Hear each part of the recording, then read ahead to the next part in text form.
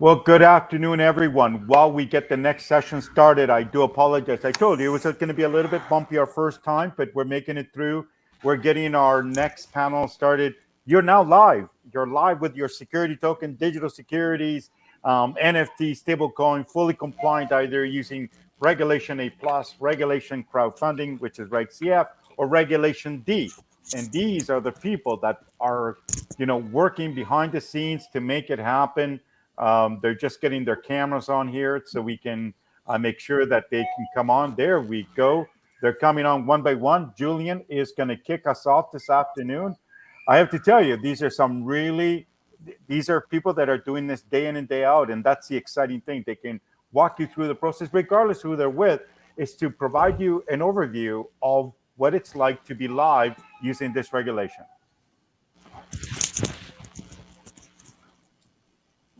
Great. All right. Thanks, Oscar. Appreciate it. I think he's already left the room. Look at that. We've got a quorum of four. And just like that, we're getting used to this new technology. Well, today we're happy to introduce our panel. Myself, I'm Julian Phipps, Chief Revenue Officer at CoreConnex. We're empowering the private capital markets. With me today, first time I believe on the panel, I'm going to start with Sean Ristow. There you go. Hopefully I've got that right. Yeah. Hey, how's it going, Julian? Sean Ristow here from Prime Trust. I'm the EVP of Strategic Business Development here at Prime Trust, and great to be on the panel and look forward to the discussion. Fantastic, yeah, and a lot of great new things happening at Prime Trust. We'll learn a little more about that as it relates to the compliance of these new digital security offerings. So fantastic. Over to you, Amanda. You're not only my colleague, but a key instrument here as well with the CoreConnex team. Please go ahead and introduce yourself. Thanks, Julian. It's an honor to be here today, especially with such a great panel of speakers, and I'm looking forward to being a part of it. I am, as Julian said, I work alongside of Julian and CoreConnex as a transfer agent specialist. So when Oscar mentioned we're behind the scenes, I am literally behind the scenes with investments and helping companies with their raises. So I'm sure we'll learn more about that later. Thanks, Julian. Fantastic. Yeah. And of course, our household resident, I feel like I know him personally, and he's living here with me at home or something. I'm glad I took the robe off. He's got the home background. I love it. Yeah, shuffle for some more coffee. There you go. Hi, everybody. Jim Caboy, go ahead. Compliance over at Rialto Markets. And Amanda does more than help issuers. She helps the broker-dealers figure things out as well. Fantastic. All right. Well, this is a session obviously relating to digital securities. We've been talking about it all day. A lot of cool stuff happening, especially as it relates to securities really being able to I guess appease the appetite of these new digital securities and products that are coming to market. Now, our discussions always revolve around compliance and how we manage to keep these issuances of course, in line with the regulators and making sure that each offering has all the elements needed in place. I mean, I'd love to start a little bit with yourself, Sean, in terms of Prime Trust, some of the interesting products, as well as maybe some of the things that you look for when you're working with both, broker dealers, but also maybe some of the end issuers that allow for your team to offer those compliant products and services. Yeah, no, thank you, Julian. Thank you again for having me. Basically, I mean, a little, I'm not sure how much everybody's familiar with Prime Trust. We're a Nevada-based trust company, and we have one of our brands is Fund America, which is a crowdfunding platform allowing you to raise, capital using alternative methods such as RegA, RegS, Reg D. And obviously the big trend now is everybody wants to get into digital securities. And, at our core with what we're doing here at Prime Trust, we offer on the digital asset side, obviously on Bitcoin and Ethereum, but now you're getting folks that want to, actually have actual securities. So, natively folks immediately think, oh, well, all I need to do is get through compliance and, pick whatever blockchain I want to use, and then I'm good to go. But what I'm finding actually in this space is it actually is a big shift. I mean, if everybody thinks about it from a digital perspective, I mean, everyone's stock right now is already digital, if you will. I mean, I don't know anybody that has a stock certificate. I mean, maybe my grandparents or something, but the average person really doesn't have a stock certificate. So that said, really the shift that's going on now is everything is getting digitized to the point that instead of it being held, it's now being held in a wallet, which you talk to people and they're like, what do you mean a wallet? And so there's different methods, and as a custodian, which is what we act as in this capacity, on the Fund America side, obviously we do the actual the actual raising of capital. But then on the custodian side, I mean, it's our job to actually hold those actual securities, and provide all the necessary controls that need to be in place around that. So I think really what you've had a couple big security tokens that have recently come to market on a variety of the different ATSs out there. But what we're seeing is I would say it's still a long road, because there's so many different protocols people can use, different chains is really what I'm getting at. And I think people are also looking for more direction from the regulators, because you have things, that you need to be taken into account, such as transfer agents, and things like that. And now the transfer agents, are involved. Now the process becomes a little more complex, and because I mean, traditionally transfer agents have not been known for technology. And that said, with where we're going, this is all about technology. So, all of these pieces are converging on each other, and then you have the regulatory landscape and all the pieces involved with that. So, we're positioning ourselves from a custodial point of view to provide custody for these security tokens that folks would like to trade on the various ATSs, and then the related services around that. So that's from a high level, really one of the things we're doing with digital securities right now. Yeah, no, that's great. Yeah, thanks for the overview, Sean. I think that you nailed it on the aspect of being digital and digital ready. I mean, transfer agents for one, that's one thing that we have built and tried to breathe ever since we hopped onto the blockchain, right? And whether you know it or not, every issuer that comes to market, we're placing their securities digitally, right? And making that kind of like infrastructure that we have in place, the infrastructure of trust that we've built, have all of those checks and balances, the information, and uploading that to the chain. We'll get into more of that in a bit. But with all four corners on this screen, I mean, Jim, you're also on the broker dealer side, of course, digital ready. You want to talk a little bit about how compliance and digitization has been an important factor from the broker dealer perspective. Important as in I need to know if a security is digital or not. Recently had a talk with the SEC about, as a broker dealer that operates the ATS and might put that security on the ATS, whose word do I believe that it's digital? Do I take the issuers? If there's a transfer agent, do I take the transfer agent? There is no spot at the SEC that we can just pop it into a database and have them tell us yes or no. Of course, they went, we get it, and we couldn't move on beyond that. But I do think that if it is technically digital, and they also cautioned me on my interpretations of this while we were on the phone, that if it is digital, meaning it's issued on the blockchain or transferred on the blockchain, as per their definition, well, then, from our point of view, I don't believe we need to worry about from Rialto what chain it's on, what coin they're using, a token. Not my worry.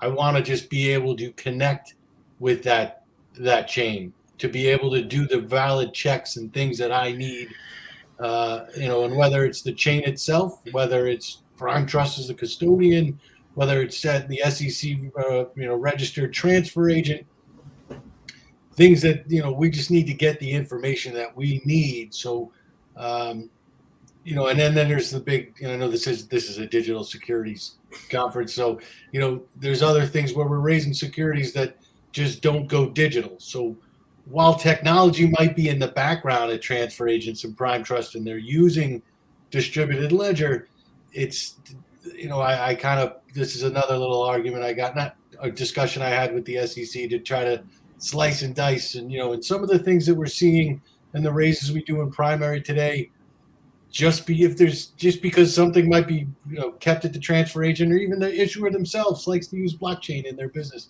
doesn't make it a digital security as far as the SEC's definition goes. Agree with Sean 100%. There's no certificates anymore. We even get questions from people. I didn't get anything in the mail. You're not going to either. And then print it out yourself and put it on your fridge if you need to hold on to that piece of paper.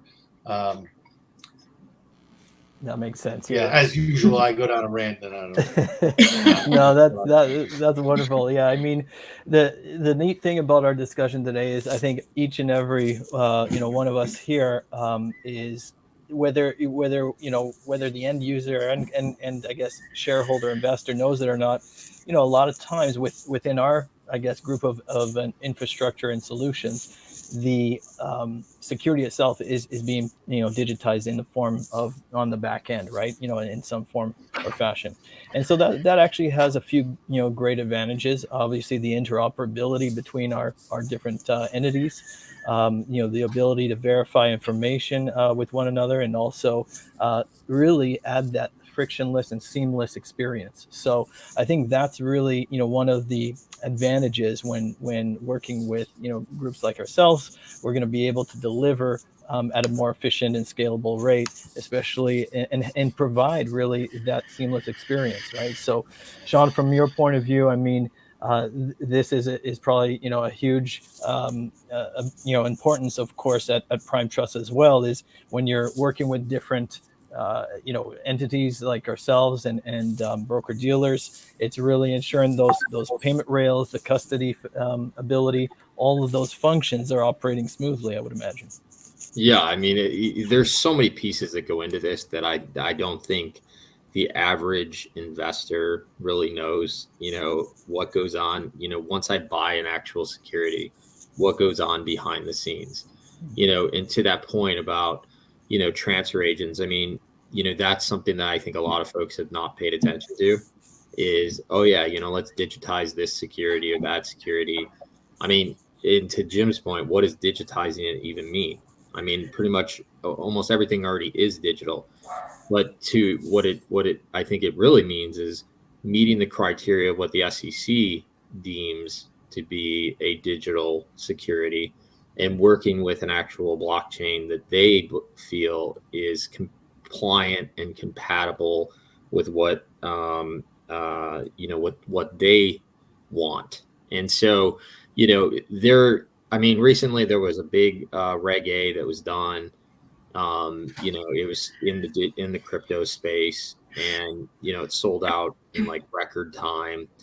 And so I think you're going to start seeing more of this occurring. And these were digital tokens, that were issued, and they're stored in your in a wallet. But that opens up a whole different level of complexity, because all the tokens that have been traded thus far right now, traditionally, these are all utility tokens. These are not securities. Now, as more and more things become securities, you're going to see, there's going to be a different level of scrutiny and compliance. And then you loop in the transfer agent component. I mean, that's going to have to happen more. Like, things are going to be happening real time. None of this it processes overnight batch file stuff. No, this stuff is happening real time. Cap table would be updated, real time. And I think that's the big shift that folks are, I think, not used to. is that as these changes happen, things are happening real time. So, to that point too, something I always think about is, so if I have something that's classified as digital security, is that only traded from 9:30 to 4, or is that traded 24/7? And so, that's going to be a whole new way, to allow folks to handle capital. I mean, because, markets close, people are like, oh, that's the end. Well, crypto traditionally never closes. So, and now you're starting to see these securities being used, eventually they're going to be used for hedging. If I'm long one security, I'm short another security. These are all digital though. None of it is, and it's not being done on a traditional exchange. It's being done on an ATS. So, this kind of really reminds me of like the early 2000s when like everything started going to the screen and you had all these different venues. And, at the time, I think even the SEC and the regulators were wondering like, well, how do I monitor this? How do I keep track of all this? I think we're seeing the same situation now where technology, once again, is about, and Jim, I think you could attest to this. It's light years ahead of where the regulators are. I mean, that's what we're seeing happening. I'm a compliance guy. My VCR is still blinking 12, 00. Exactly. I probably use that. No, you're the business on prevention panels unit. already. Yeah. Fantastic. I'm going to jump on the train of thought, Sean, that you mentioned real quick, because that led into the transfer agent services real well in terms of, this real-time discussion of what's happening, behind the scenes with, respect to transfer agents role. And, Amanda, maybe talk a little bit about the dynamics of how that security today, is being received into, for example, our core transfer environment, and then how that updates different elements. Well, just going on to what Sean was saying, and everything going digital, and people just wanting things immediately, I guess, is another way of talking about it. And investors, when they invest, they want to see their investment immediately. So when they know that they can go onto a cap table and see their investment live, and if it's not there, then the CEO and the company are going to get the flack in here, or the broker dealer is going to get flack for it. So if I'm not up to date on my job and making sure that cap tables are up to date, like you said, almost 24/7, then I'm not doing my job as supporting and helping the company keep their investors happy, I guess you could say. So it's more and more critical that our cap table is live, and when investment comes in, people see it immediately, and not just see it, they have access to it. They can and another thing is, people don't just want to see their investment. A lot of people invest and don't understand what they're investing in, and so they have questions about their investment. Can I transfer it? Can I trade it? What can I do with this? Like they said, it used to be you just received a certificate in the mail. Now they have so many questions that probably they never asked before, and they want those answers immediately. They want to be able to not just log in and see, but ask questions about their investment and get answers right away. And I don't think that ever happened in the past. It was hard. I think to your point, Amanda, like that actually makes me think of something. Like, so I was just on a call earlier today, and what I'm seeing happening in this market is you have a generational shift going on. Mm-hmm. And as that shift happens, I mean, think of it this way. Like, if you don't check your social media every day, you're like out of touch with reality. You don't know what your friends are doing. So you're like, oh my gosh, what's going on with my world?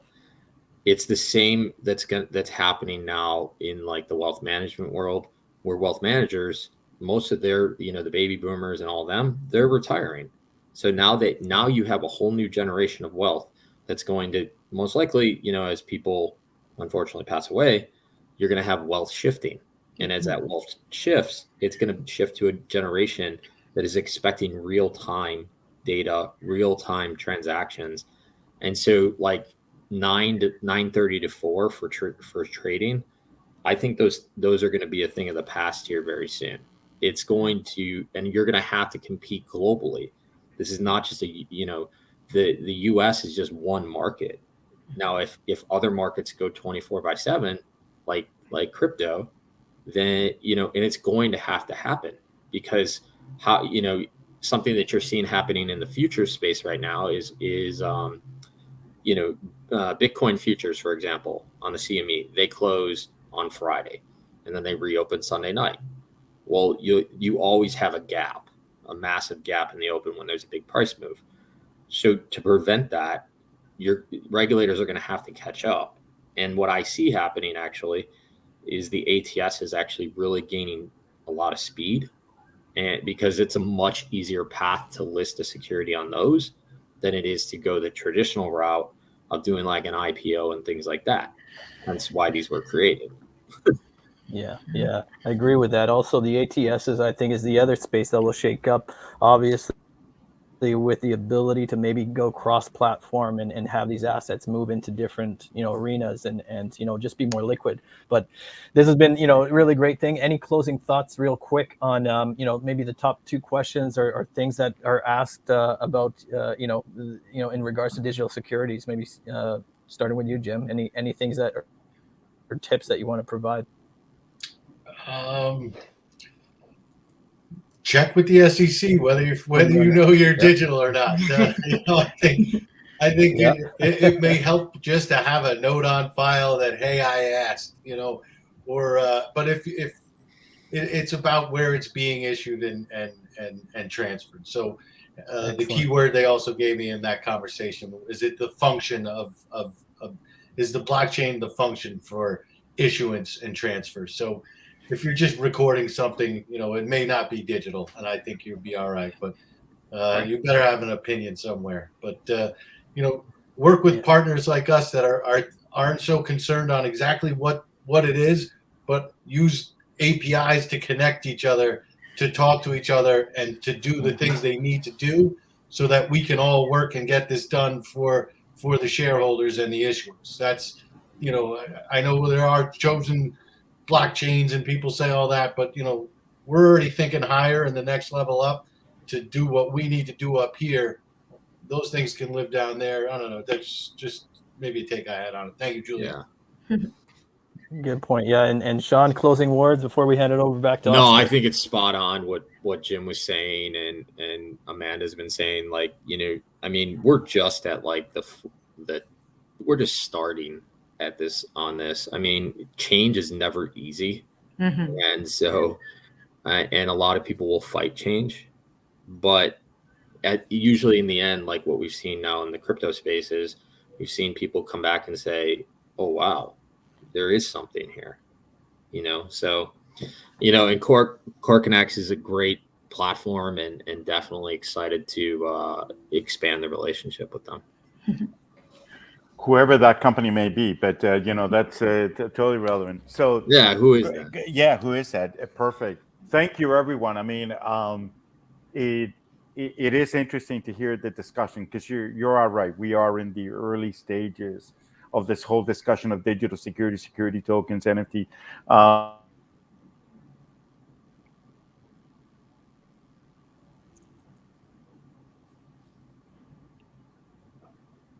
The host is cutting out right now.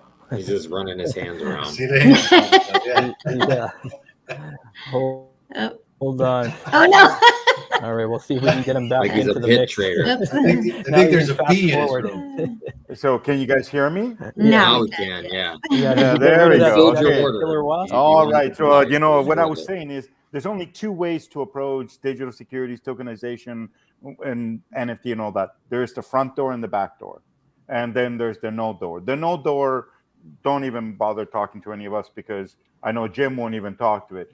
The back door is where you're trying to get a no action letter from the SEC. So that means you're trying to modify an existing exemption to do something different. The front door is go to see a lawyer, read the exemption, understand it. And it's to what everybody else is telling you here. There's no more paper anymore. There is no more paper certificate. It's already digital. I always ask the people, everyone, this question. When you go to the bank, before COVID-19, of course, when you went to the bank and you went to the teller and you gave her the check for, $5,000 to deposit in your bank account, you go, excuse me, Jim, can you tell me if you guys are using IBM DB2 or are using Oracle? You didn't care.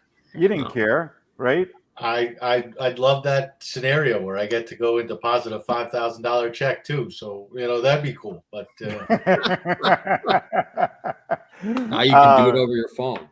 You bet, over the phone. But my point is that you're not asking them how they're storing it, and we've made such a big deal of the underneath layer. Yes, it's powerful, immutable, and all that, but it's got to be with the laws. The banks apply the laws. They perform KYC. Nobody can just open a bank account and start getting until they do all those things. So great discussion. Thank you, everyone, for enlightening everyone today. Thank you for having me, Oscar and team. And Jim, good to see you, buddy. Yes. Good to see you, Sean. We'll talk soon. Bye. Thanks. Good to see you. We're going to end this session, and we're going to go to the lounge and bring back the next panel that we have.